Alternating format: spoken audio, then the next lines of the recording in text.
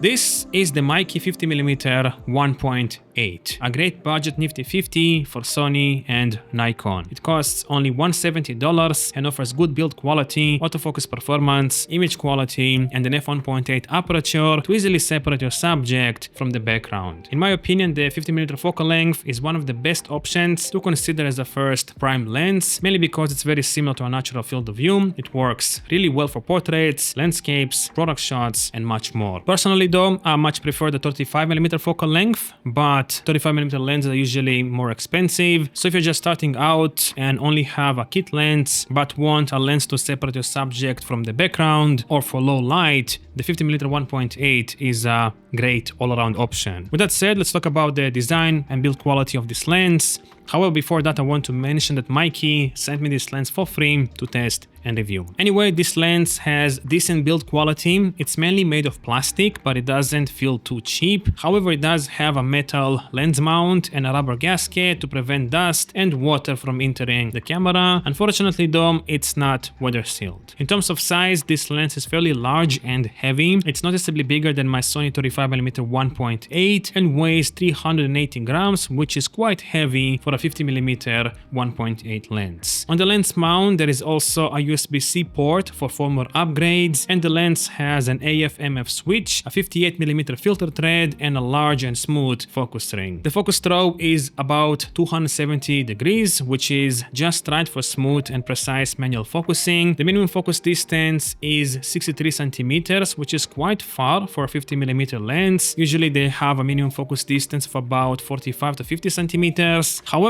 at least this lens is just as sharp at the minimum focus distance when shooting wide open, which is not the case with most budget lenses. As for autofocus performance, I didn't really have any major issues when using this lens with my Sony ZV-E1. It grabs focus really quickly without any focus hunting, unless you're quickly focusing from close to infinity. However, when I first tried this lens, it was with my Sony ZV-E10, and the autofocus didn't work well at all. It was hunting all over the place and just didn't function properly. I'm not really sure if it was because I was shooting in a fairly dark environment or whatnot, but it was so bad that I had to switch the lens to something else just to have proper autofocus performance. Regardless, I'm actually shooting right now with the ZV-E10 and the 50mm 1.8 from Meike, just to show you how it compares to my ZV-E1 in real life scenario. So I'm gonna try to focus here on the lens, and as you can see, it hunts already. It's like pulsing. I'm trying to focus on the background, on the microphone here. Again, try to focus on the lens, and it's pulsing. Cannot grab focus properly. Again on the background. Now again on the lens. And you get the point. As you can see, doesn't work that well. And right now I have the lens mounted on my Sony ZV-E1. Let's see how it compares to the ZV-E10 in terms of autofocus. So I'm gonna put this square here in the middle, take my lens. As you can see, it works so much smoother. No pulsing or hunting.